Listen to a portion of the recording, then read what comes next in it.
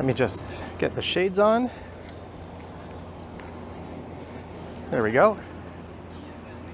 And this is the Russet Avenue exit to Dufferin Station. And hey everyone, it is Thursday, May 11th, 5:37 p.m. And the temperature right now is a gorgeous 24 degrees Celsius.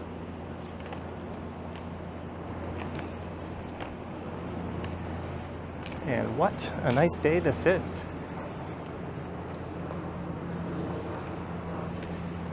I'm rocking my new, may or may not be genuine Ray-Bans I picked up in Thailand. Maybe the fact that they only cost me about $6 makes it a little hard to believe that they might be real. But I'm sure that was an authorized retailer walking around the streets with a bunch of sunglasses in hand. Anywho, this is Bloor Street West.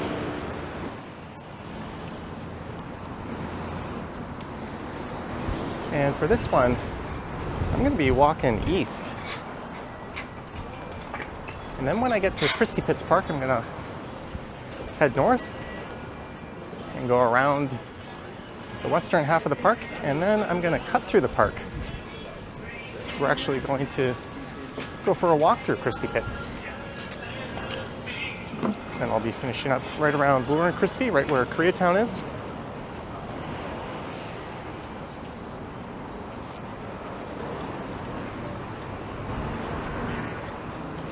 So I'm currently in the Bloordale area, but once I cross to the other side of Dufferin, I'll be in Bloor Village. And sometimes there's a DJ set up here, although somewhat set up with some speakers.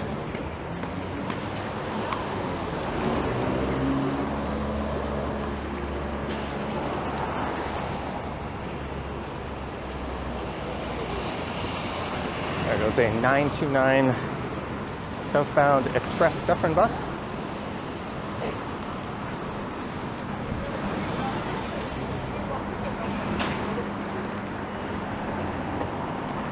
And a look south down Dufferin, and about 5 minutes in that direction you would find Dufferin Mall on the right.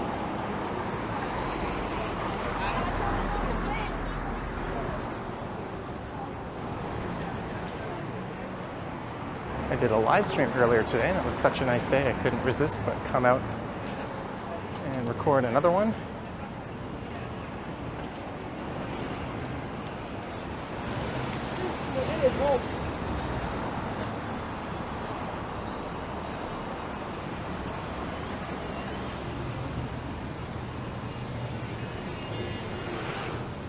There's the Gladstone Library across the street.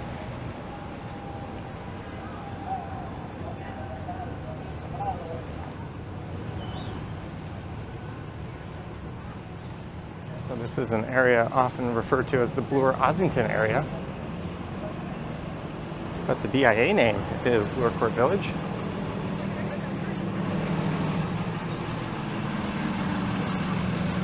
It's a rather lively stretch of Bloor, and we are to the northwest of downtown, walking along line 2. There's one of the many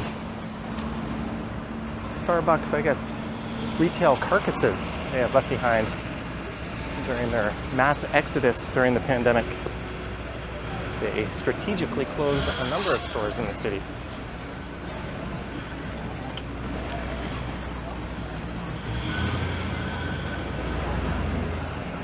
And I think part of that is people switching to ordering through mobile. And they have so many stores anyways, they didn't need to have such blanketing coverage.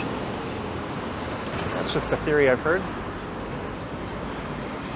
And obviously the reduced foot traffic during the pandemic led to that making sense as well.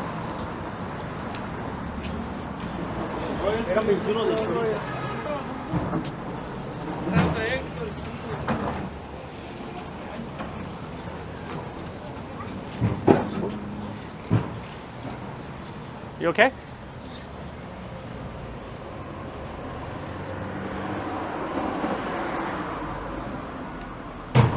kid just almost ate it. I saw him lose control and veer off to the curb.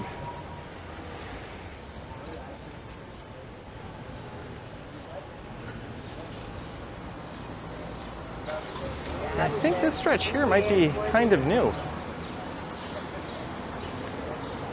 There's a bike lane on this street, and to accommodate turning left, they've doubled up this stretch of bike lane. And if you want to keep riding east, you would turn right here at Havelock. Although the markings don't look that new. Has this always been here? I'm gonna have to check some old videos out, but if you know what to do, let me know down in the comments. It's been a few months since I've walked through this area.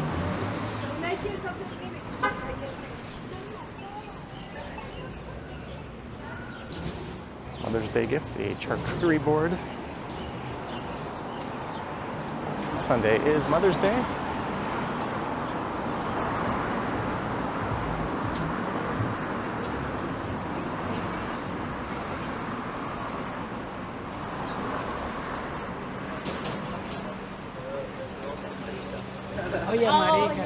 It's really interesting seeing how differently people are dressed on a day like this. Yeah, that makes sense. Let's ride on the sidewalk. There's a bike lane right there.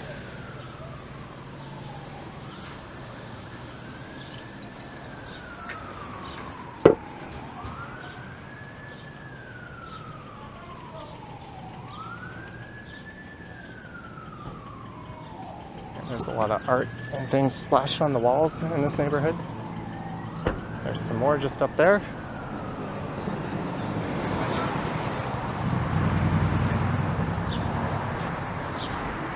And coming up is the Paradise Theater that opened back in 1937. It closed in 2006. And I believe the intention is for a pharmacy to move in.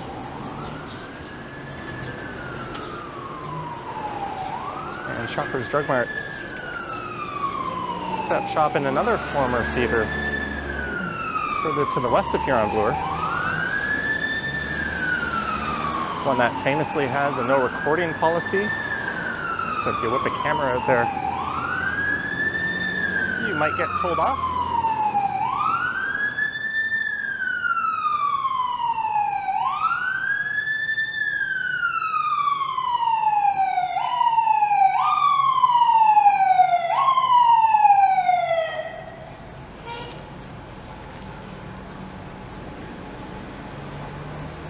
But fortunately, this theater was spared from being defiled by a large pharmacy chain. And I believe Cafe Paradise, along with this wine shop, are owned by the same ownership group that restored it and reopened it in 2009.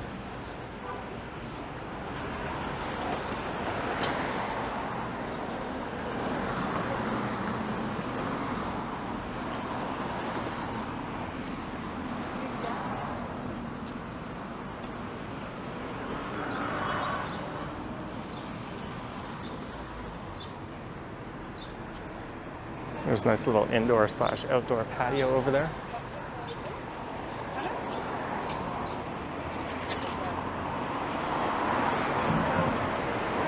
This is a great stretch for dive bars and that type of place.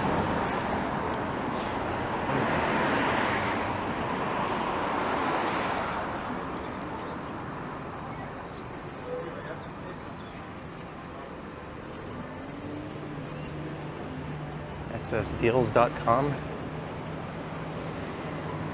I haven't been to one of those types of stores in forever. And there is Janky's place.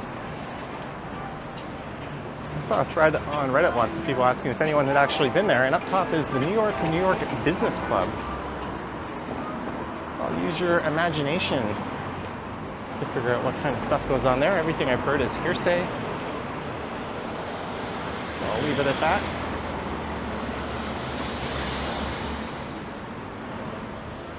I'd be very interested in hearing what kind of customer volumes go through Janky's place. This is Dovercourt Road, and this neighborhood to the north is called Dovercourt Park. There's in fact a large park with that name. Yeah.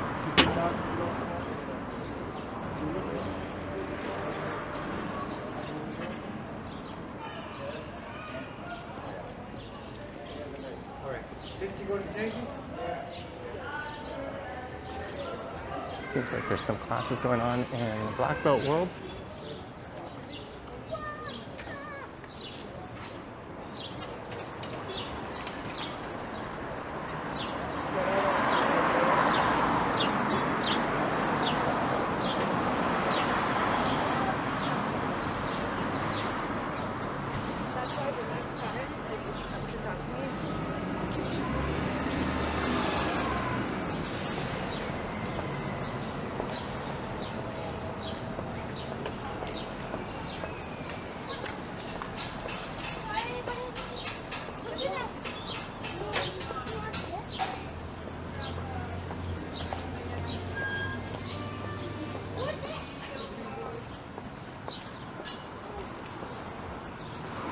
Always like the artwork at this place, Siberian Village.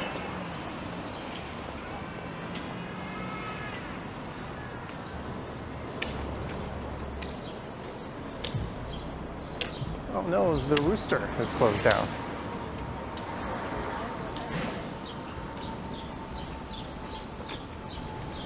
We're going to start to see more of those divey kind of bars I alluded to earlier. There's the Piston over there.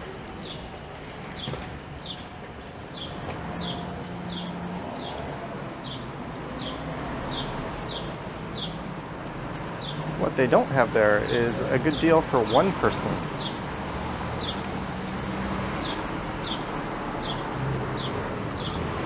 I think that was probably planned like that. 2 cheeseburgers for $13.99. I would rather a cheeseburger, fries, and a pop for $13.99.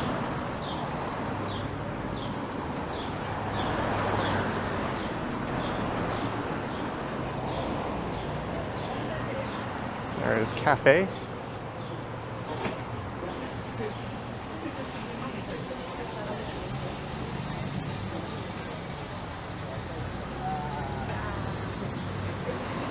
What was a rather below board cannabis retailer operating in a gray area. I'm not sure if they have their proper license yet. Maybe that's something you could fill me in on. They also have an actual cafe as part of the establishment. And back before cannabis retailers were fully legalized, it wasn't uncommon for the police to randomly barricade them. They've been doing that to some of the mushroom dispensaries as well.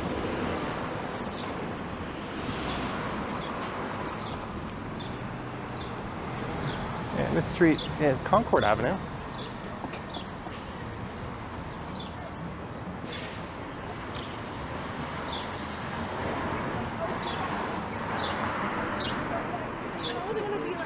No, actually, like, can I...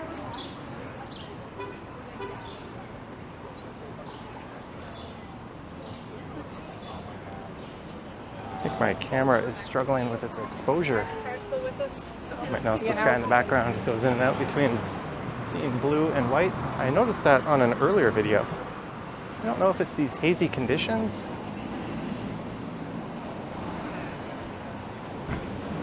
or if it's simply on its way out. It's something I'll have to troubleshoot.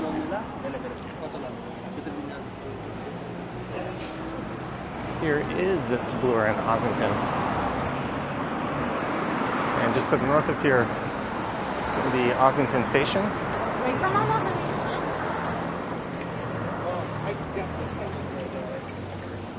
No, neither can I. The 63 Ossington bus that will be going down to Liberty Village. It started all the way up at Eglinton West Station.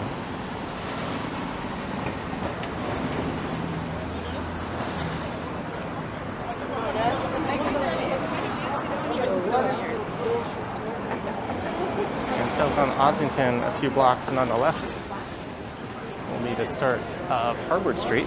And I'll lead you through Harvard Village. I think I'm due for a return there. There's Monica's Bar.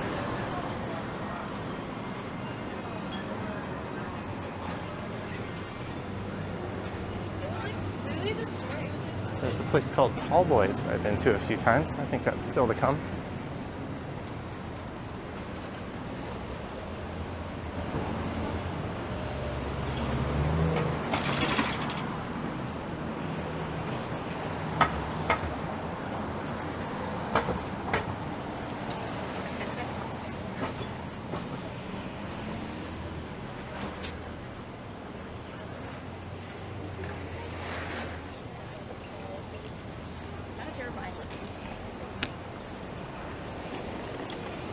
Training bus. There's a lot of, looks like TTC employees on it.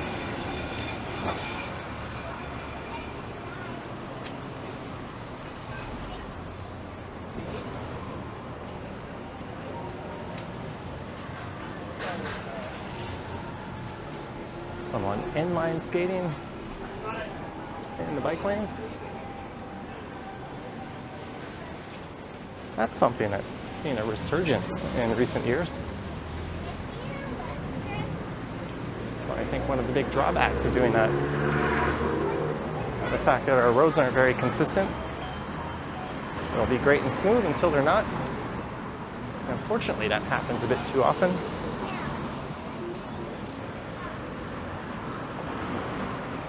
Jolly Bar and Restaurant. Here's a sports bar and cafe. There's Tall Boys. Right next to a Lebanese restaurant. There's a fantastic diversity of food here, including a fair amount of Ethiopian food, which maybe I should have been pointing out. Bested only by Little Ethiopia itself.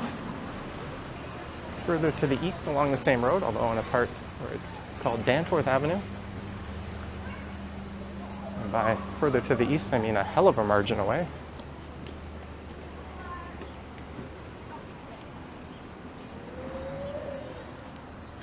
And this is Shaw Street. A success story in bicycling infrastructure.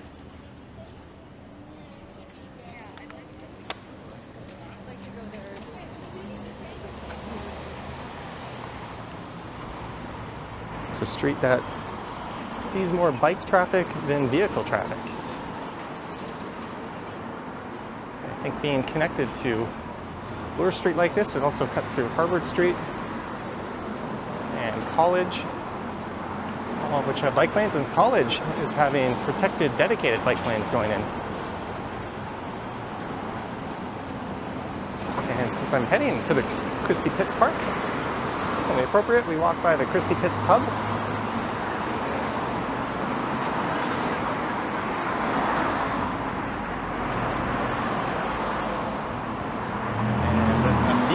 Donut shop across the street.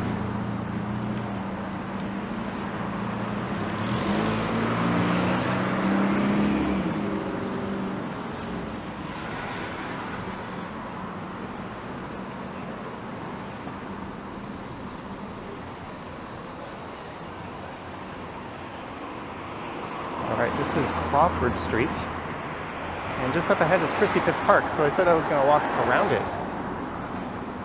This guy, oh, he's U-turning.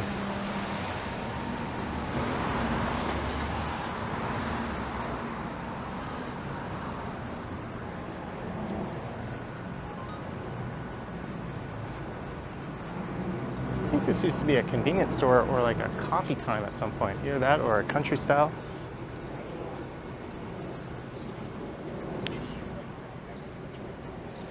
This is Christie Pits Park just on the right. Formerly Willowvale Park up until 1983. And it's a hair under 22 acres. And you can see there's a lot of people hanging out and picnicking.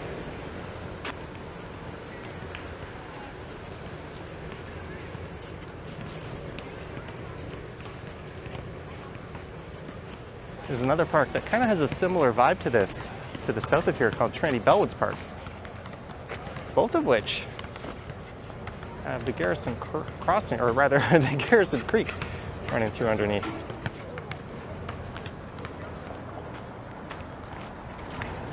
So I'm going to head down into that area. there's a pretty neat skyline view just off in this direction.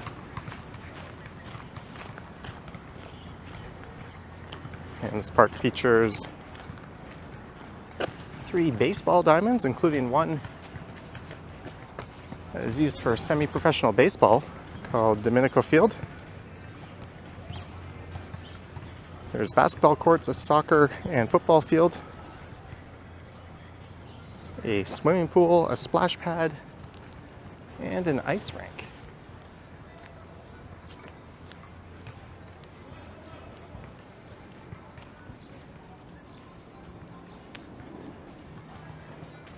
There's the swimming pool. I guess I'm going to keep going up Crawford Street here.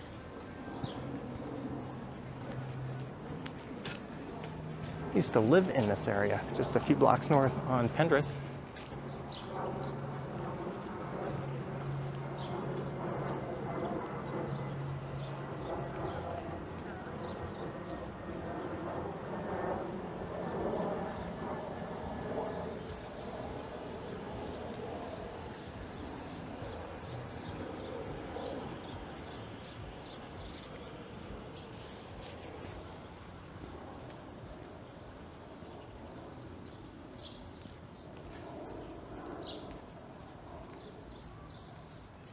There's a big swimming pool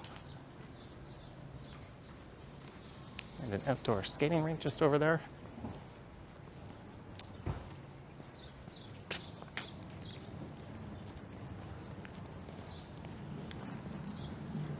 Not just any skating rink, it's the Sid Smith Artificial Ice Rink.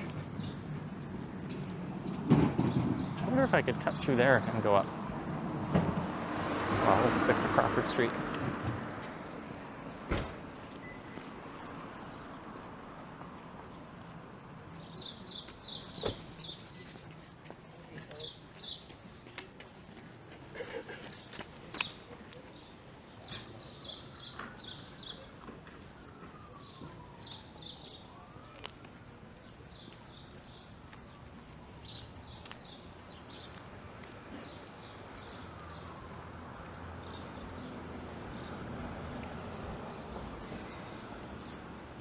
And the way the park is recessed into a giant pit, it lends itself well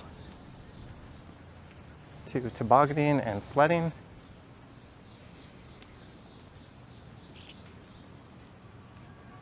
Back when there was a lot of pandemic restrictions, it also lent itself well to a lot of outdoor adult beverage drinking, much like Trandy Bellwoods and Riverdale.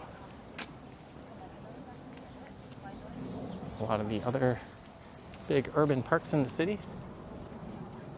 So apparently this is an artificial ice rink. But this is why I walked up this way. To get that unique perspective of the skyline. CN Tower straight ahead, the financial district just to the left, and the Yonge Street high-rise corridor.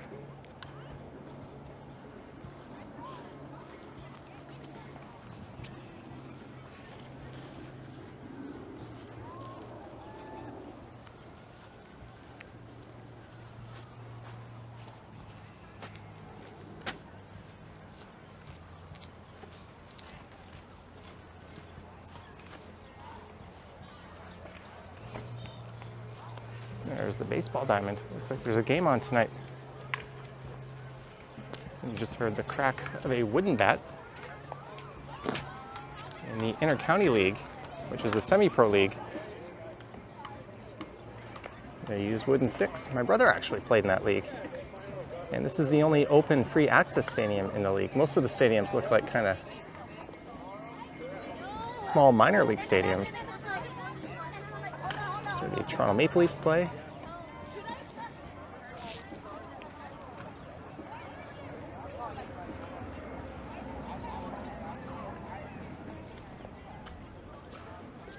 So let's head down into the park.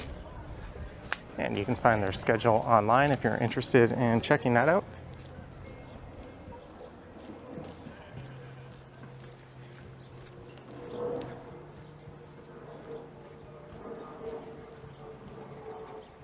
And somewhat famously, in 1933, There was a very large 6-hour riot in this park. That was between a gang that called themselves the Swastika Club. And it featured a bunch of young men and boys, and they were fighting a mostly Jewish softball league. They sort of incited the riot by flashing swastikas. There was also Italians and Ukrainians in the group that was being offended or attacked, however you wish to phrase it. And all hell broke loose. And at one point there was over 10,000 people here. It's definitely a black mark in the city's history. And it's worth noting the group being attacked were not a gang. They're just simply some young men out trying to play softball who obviously didn't take kindly to the hateful gestures thrown at them.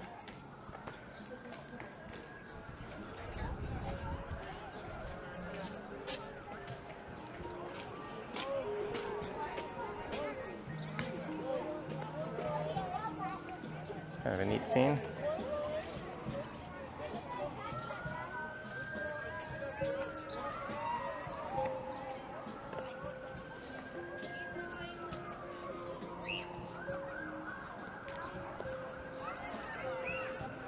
Let's head down.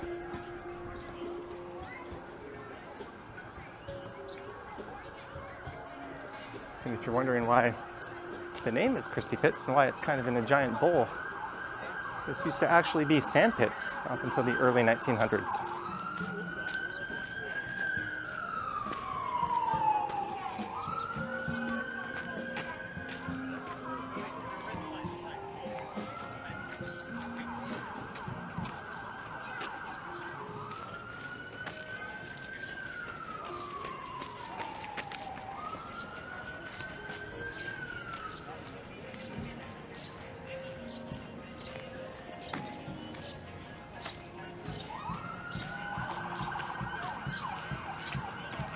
Emergency vehicles racing along Bloor Street.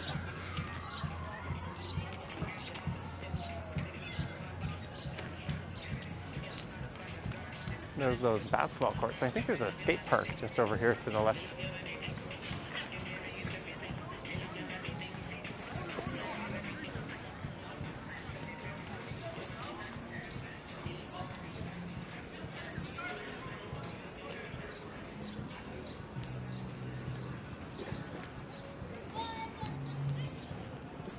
I am wearing jeans, but I kind of regret that decision right now. There's the skate park.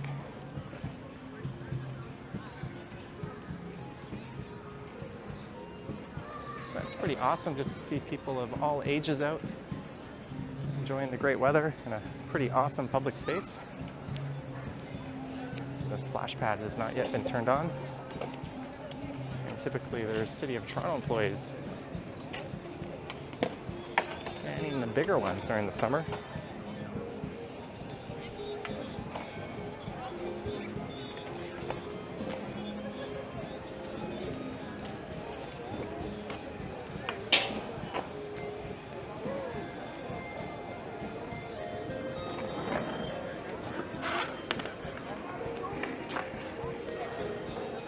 I think cities all around North America have done a much better job of accommodating skateboarders.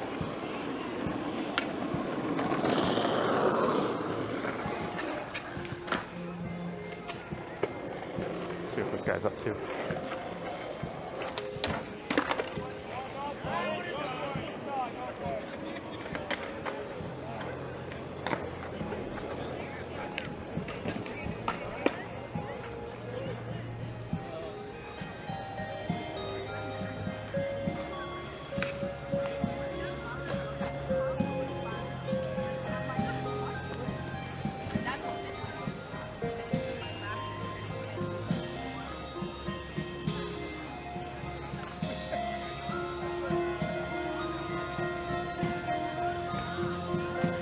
It's actually live music over there.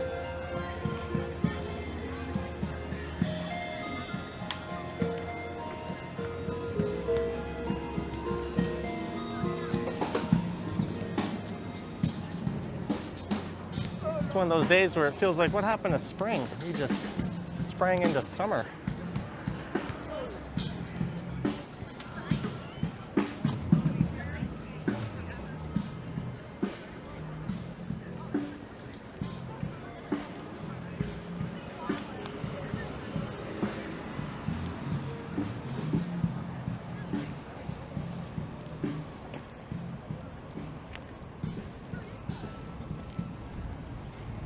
Just up this way is Christie Station, which is part of Line 2.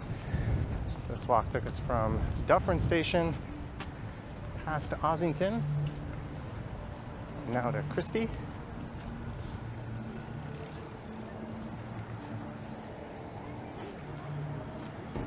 We are right near the entrance to Koreatown.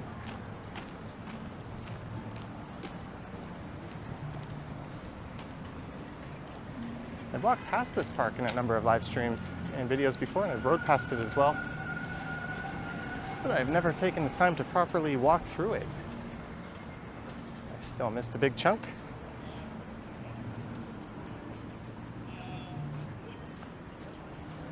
I think it's only a matter of time before we see slack lines going up here and even more people out.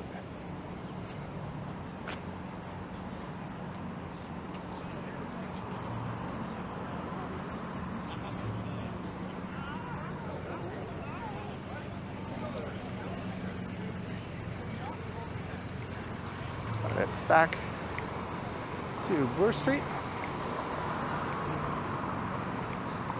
All right, I'm gonna pick something up from PAT Supermarket. So let's just head there in Koreatown. I'll probably be back and covering this neighborhood again, so I'm not gonna do all or even much of it on this one. One of my most recorded neighborhoods, but it's also one of my favorite neighborhoods.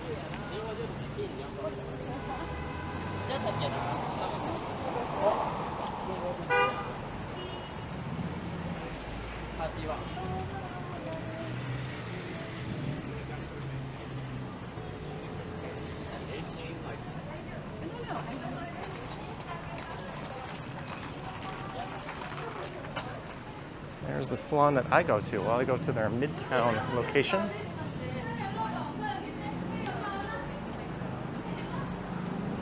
I've quite liked the haircuts I've got there, and they're only 35 bucks. There's a breath of fresh air, given the way prices are going.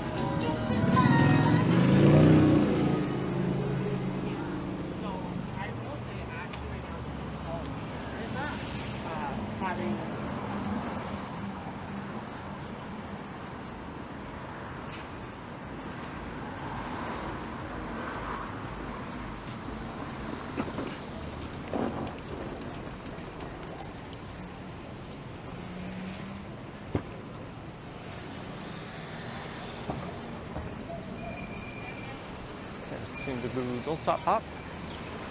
I ate there with Action Kid when he was in town. I think he quite liked it.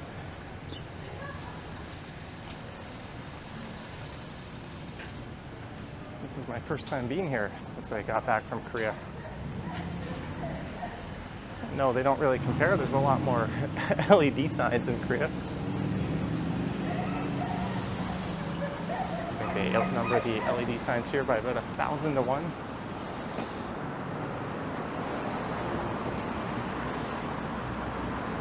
Oh man, it's such a good neighborhood. I want to keep going, but we're going to save it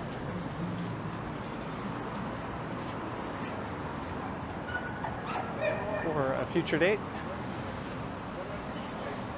Canton Ramen does not appear to be open. Maybe it's just too dark because of my shades.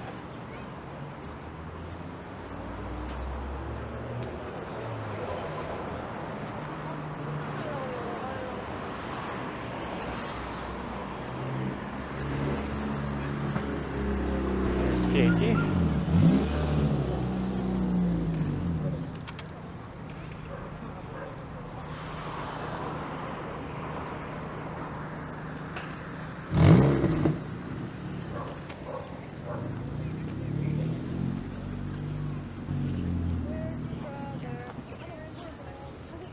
And on that note, I hope you enjoyed this one, starting at Dufferin Station, walking east along Bloor, through Bloor and Ossington, and through Christie Pits, and briefly into Koreatown. Let me know your thoughts and comments down below, and if you wish to support the channel, there's links to my Patreon and YouTube channel membership down in the description. I have an Instagram account at Johnny Strides. There's a super thanks button if you wish to say thanks that way as well. And if you're always, or if you're ever wondering what the back side of PAT looks like, this is it. I'm a little surprised there's not a bigger loading bay for delivery trucks. Looks like that's it over there. Anywho. And then I was like, what's going on, whatever, and then she's like, oh, come to my class. Hope you enjoyed it. Let me know down below in the comments if you did or didn't, or why not, or not. And I will catch you in the next one. Yoink. That did not end the video.